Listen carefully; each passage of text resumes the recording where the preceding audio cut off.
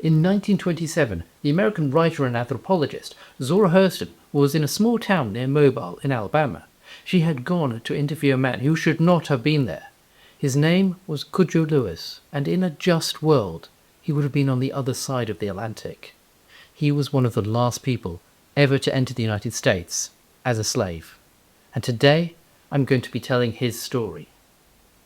When Britain made its heel-face turn in 1807, the United States of America followed their lead and also banned the slave trade. However, just because a politician says something will happen does not mean that it will, especially if there is money to be made.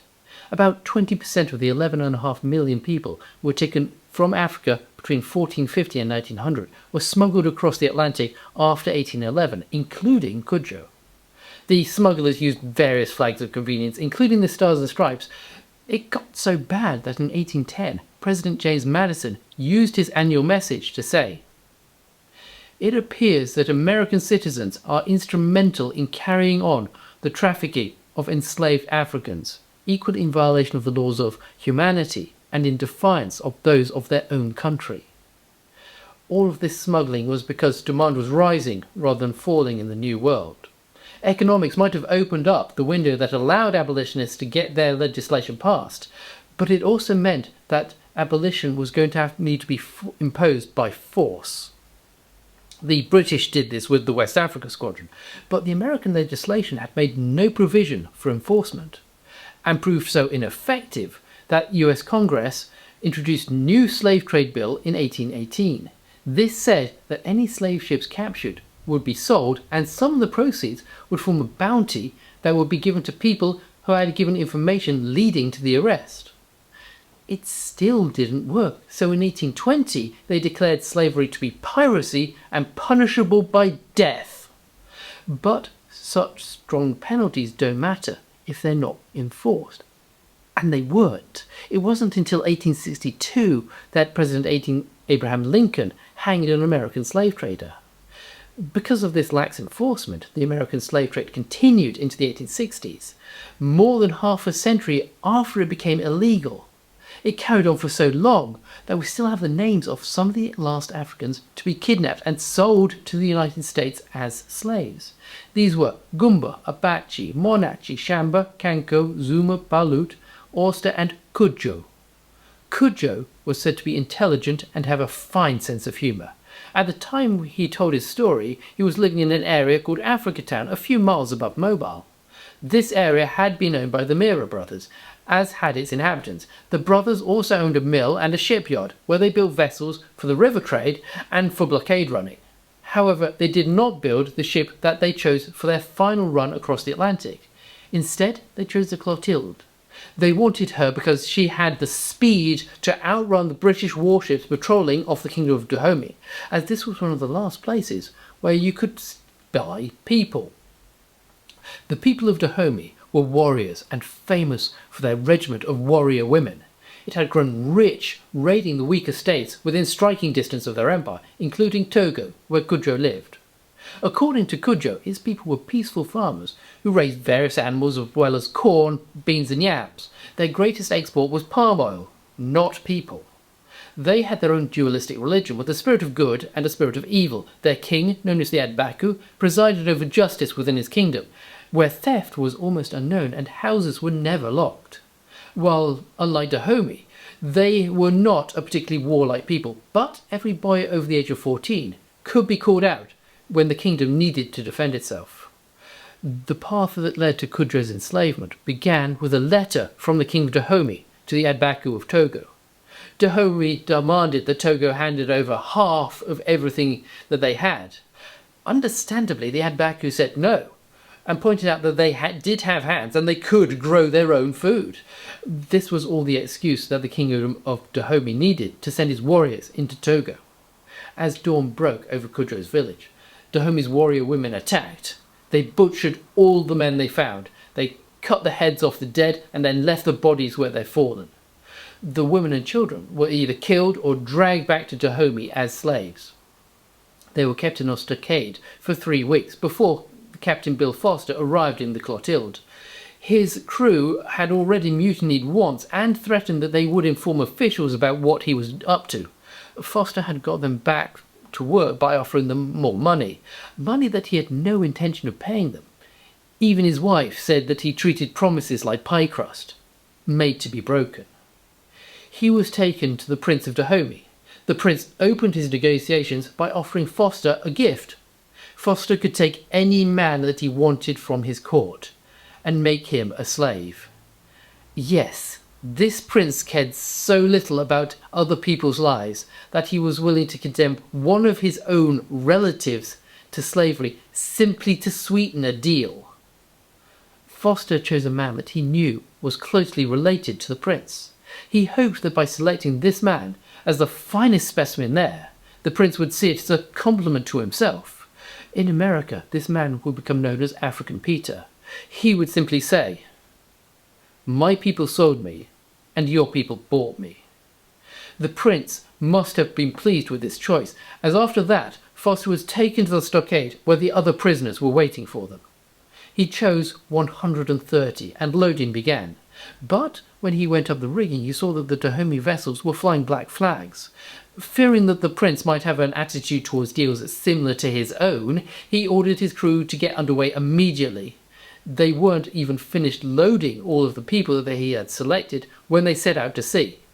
For all those that had been loaded onto the Clotilde, they were not just being dragged away from their homes, but from everything that they had ever known. They next needed to slip past the cruisers of the West Africa Squadron. Foster knew the punishments if he was caught, and he was clearly worried. After 20 days at sea, he spotted something from the masthead that worried him so much that he ordered the sails down, and the ship drifted like a derelict with its human cargo hidden in the hold until nightfall. The conditions down there might have been better than most ships travelling the Middle Passage. When the trade was at its height, people were packed into the holds so tightly that they would not even have room to sit up straight. It was not uncommon for a 90-ton vessel to carry 390 people. They'd be chained to their neighbour, right leg to left leg, and the space allotted to each was less than you get in a coffin. The abolitionist Uludar Equiano described what it was like in his own memoir. The stench of the hold while we were on the coast was intolerably loathsome, that it was dangerous to remain there for any time. The closeness of the place, the heat of the climate, added to the number on the ship, which was so crowded that each had scarcely room to turn himself, almost suffocated us. He said how, "I now wished for the last friend, death, to relieve me, but soon, to my grief, 2 of the white men offered me eatables, and, on my refusing to eat, one of them held me fast by the hands and laid me across, I think a windlass, and the other tied my feet, while others flogged me severely." He explained how the slavers' callousness extended beyond their human cargo to the crew itself, saying, "I had never seen among people such instance of brutal cruelty, and this not only shown towards us blacks, but also to the whites themselves. One white man in particular I saw when we were permitted to be on deck, flogged so unmercifully with a large rope near the foremast that he died in consequence of it, and they tossed him over the side as they would have done a brute." A slave ship would often lose between 20% and 25% of its crew during a single voyage. Mostly from disease.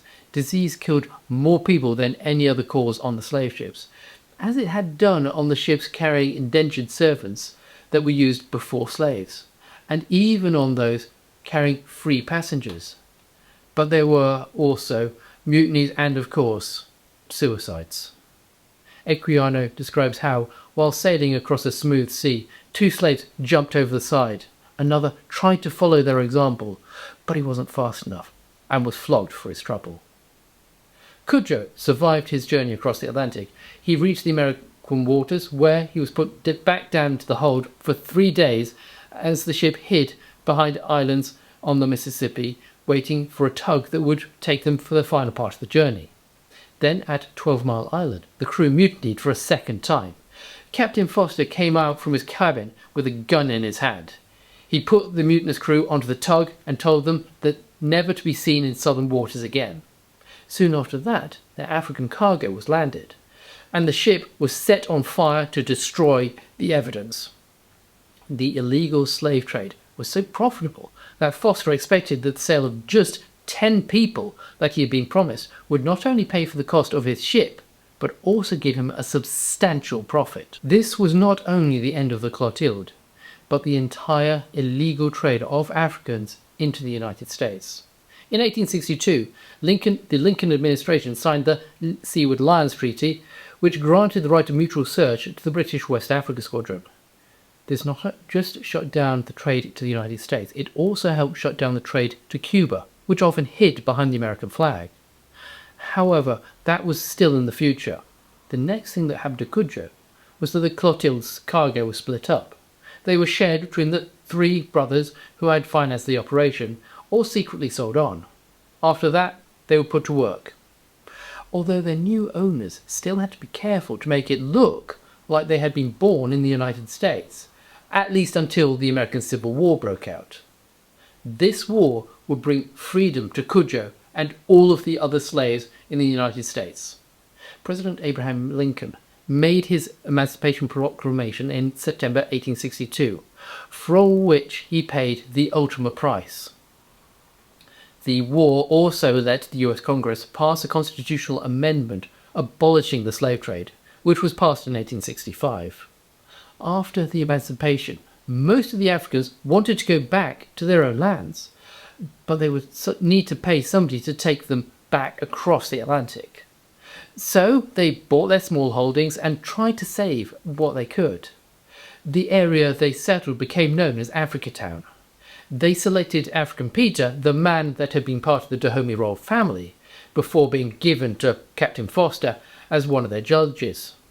Despite saving what they could, a transatlantic ticket was expensive, which was why Cudjo was still there in the 1920s. If this got you interested in Cudjo's story and you'd like to know more, then all of the sources are on our website, which is linked in the description. This includes a link to his 1927 biography. If not, then thank you for listening this long.